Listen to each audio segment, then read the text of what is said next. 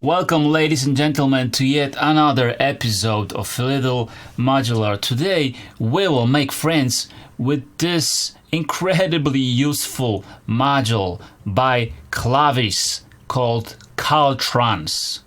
It's a true lifesaver for me. Why is it a lifesaver, you ask?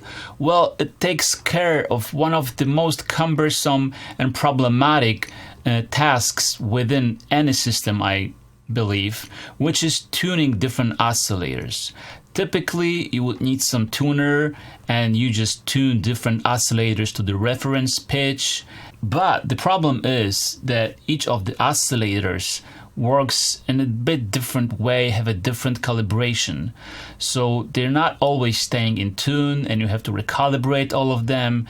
And sometimes you want to control one of them. Sometimes you want to control all of them together, which means to achieve all of that, you need to use 3 or 4 different modules. And to say the least, it's not pretty at all.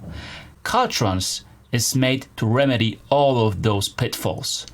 So in essence, you just plug 4 outputs of the CALTRANS to the volt per octave inputs on your oscillators, and you control all of those together or separately with those 4 CV inputs here. But before you do so, you need to calibrate each of the oscillators. But the cool thing is that you only need to do that procedure once. Then you save that as a preset and it remembers all of the calibration and the settings even after the power cycle. So you're doing this once and you are done. The only thing you need to remember afterwards is not to touch the pitch tuning on the oscillators themselves. All of the tuning is done via CALTRANS afterwards. So let's see what kind of setup I have here. It's really simple. I have 4 different oscillators that are controlled by CALTRANS. You can see I have 4 outputs connected to volt per octave on the 259 Buchla clone by feedback modules. The second output goes to volt per octave on KLAVIS twin waves oscillator. The third output goes to my trusty Dixie oscillator, and the fourth output goes to the bank oscillator by Livestock Electronics, which is also a digital oscillator. So as you can see, 4 totally different oscillators, a mixture of digital and analog oscillators from different worlds, all of them connected to the CALTRANS. So what I need to do now is to calibrate each of those oscillators. For calibration, you are using this input right here, and you are only using this input during the calibration. Afterwards, it's disconnected. Before we proceed with calibration, there are 2 things you need to remember. First of all, we will be using simple waves. Best ones are squares or sine waves for the calibration purposes. We need a steady and loud signal straight from the oscillator, so don't use any other modules in between, mixers or any attenuators, nothing in the path. The purer the better, all right? The second thing you need to remember is to set up the tuning parameters on your oscillator in a certain way. The fine parameter should be set somewhere around halfway, but the coarse parameter should be set to the lowest that you will be using. So I say somewhere around here, not lower definitely, okay? We're done with the setting up for the calibration. So now I'm unplugging this oscillator from the mixer and I'm plugging it into the calibration input. Once I do that, you see that all 4 of the track parameters are blinking. And if I want to calibrate the first one, which is the 259, I just need to press the first track right here. And you can see that the LEDs above are flashing, showing me what range is covered right now. And also the calibration LED is flashing. The calibration is done after this bluish greenish LED is solid.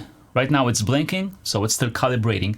And those 4 LEDs above show you what is the range of the oscillator. The perfect scenario is when all of those LEDs above are flashing solidly.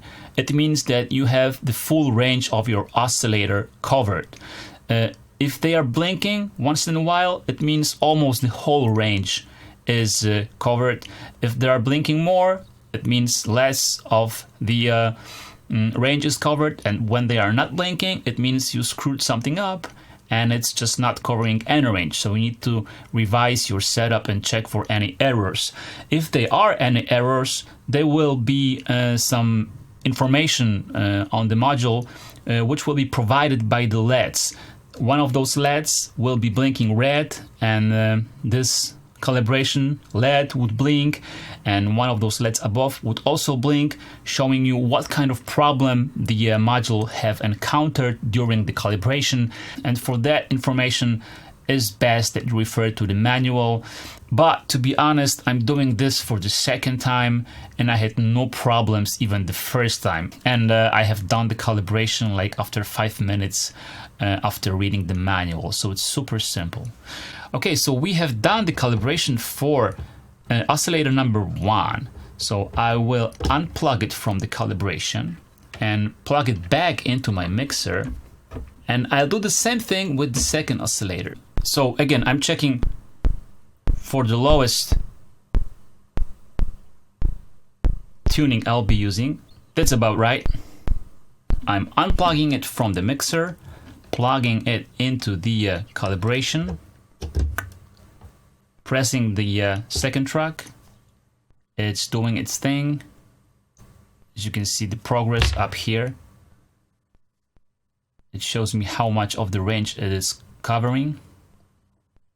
One thing you need to remember really is not to touch the pitch controls on the oscillators themselves. You can change it a bit, like 1/4 of a semitone, but it's advised not to do it because once you do that, the calibration is broken. That's why the twin waves is cool, because you can lock the pitch parameters on it, so you just won't change it by accident. That's what I love twin waves, among other things. So as you can see, the calibration is done, but the 4th LED is not lit, meaning that I'm not covering the whole range.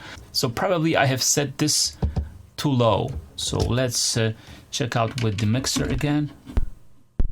How about now? Let's repeat the procedure. Okay, pressing 2 again, and now it's working a lot faster.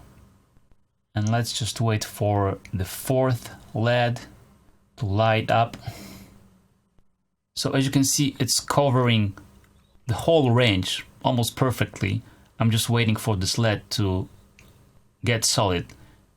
It's finished right now. So I'm done with this oscillator. So again, I'm unplugging it from the calibration. And remember, do not touch any of the pitch on twin waves now. And putting it back into my mixer. And now I'm using the 3rd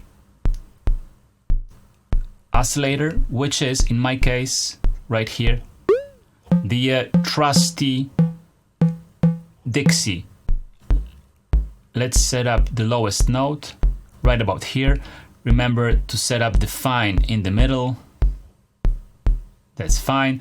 So I'm unplugging it from the mixer, again plugging it back into the calibration input, and this time I'm pressing, of course, number 3, because that's where my output from CALTRANS is connected to volt per octave on the Dixie. As you can see, let's press it and wait for the calibration to do its magic. Okay, so we're done with the calibration. The upper range is not perfect. It tells me that half of the range is covered, but let's just leave it and see what happens with the last 4th oscillator. There's one more thing you need to remember, especially about those complex and crazy oscillators, that some of them are changing the pitch depending on the wave chosen. So we need to be careful there. And also, when you're calibrating, remember to choose the simplest possible wave. square or sine wave whenever it's possible. Otherwise, it won't work. So sometimes with those crazy digital oscillators, it may take few attempts to actually calibrate it correctly, but it also works. Alright, so the calibration is done. As you can see, the upper range is not perfect, but I'll just leave it as it is and I will fine-tune it later on. So once we're done with the calibration, it remembers it all automatically. You don't have to save anything. But if you want to be sure that it will stay that way after the power up, you need to save it. You do that by pressing promptly the lower encoder and choosing one of 4 slots represented by those 4 tracks. I choose it as a slot number 1, and then if you want to recall it, you do the same thing using the upper encoder. You just press it swiftly and press the appropriate presets 1, 2, 3, and 4. It remembers all the settings, all the quantization, glissando, portamento, which I'll be talking about in a second. So let's hear how it all sounds. Let's bring it up. Let's bring up the first oscillator, the second oscillator, third, and fourth. And now, if I want to transpose all of them with octaves, I can use the octave knob right here. So as you can hear, they are all in tune. I can now, change them with the semitones. Up here, I can change the octave on all of them or on each of them. For instance, I can choose only the first oscillator and transpose it. I can choose the second one, do the same thing, transpose only the second one. I can do the same thing with the third one, or I can transpose all of them by holding the first one and pressing all the 4. So you can see they're all lit, and I can now change all of them, which is super handy. I can also quantize all of those channels or some of them if I just press all of them. This is the quantize button and I'm done. They will be all quantized to semitones. What I can do now, for instance, is I can provide the CV signal from my eloquencer. If I stick it in the first input, it is normalized to all 3 remaining inputs. So it will control all 4 oscillators simultaneously, okay? I can also control different oscillators separately. So I can stick. So as you can hear, some of the oscillators are moving up and down and some of them are not moving at all. And I can of course change different, shapes on the oscillators, and they will all stay in tune. And in the same fashion, I can change the portamento and glissando for one or all of the oscillators. So if I press and hold the first and all the other buttons, I can now change the portamento. You can hear it sliding, and you can see the depth of the portamento with the LEDs at the top, okay? The more I apply it, the bigger the portamento, okay? With the lower one, you set the glide. And if you want to see the depth of glide and portamento without changing the parameters, you just need to press the corresponding encoder and it will show you the depth. For instance, here you can see the portamento, and here you can see the glide. The mode you are in is shown here by 2 LEDs, P and G. So if you want to go out of this mode, you just press it again. Another cool shortcut is if you want to reset the tuning, you just press both of the encoders simultaneously together. Okay? And you are back to the initial tuning. And that's the whole story. That's the whole idea. As you can see, it is that simple and super effective, and it just makes life so much easier. To be honest, I always hated the tuning procedure. It took so long, and I was always miserable doing this, and no more. CALTRANS solves all the headaches I had with oscillators tuning and controlling. So yeah, do yourself a favor and check it out. Thanks for watching. If you liked that video, if you found it useful, please subscribe. Wiggle with confidence. I'll see you next time.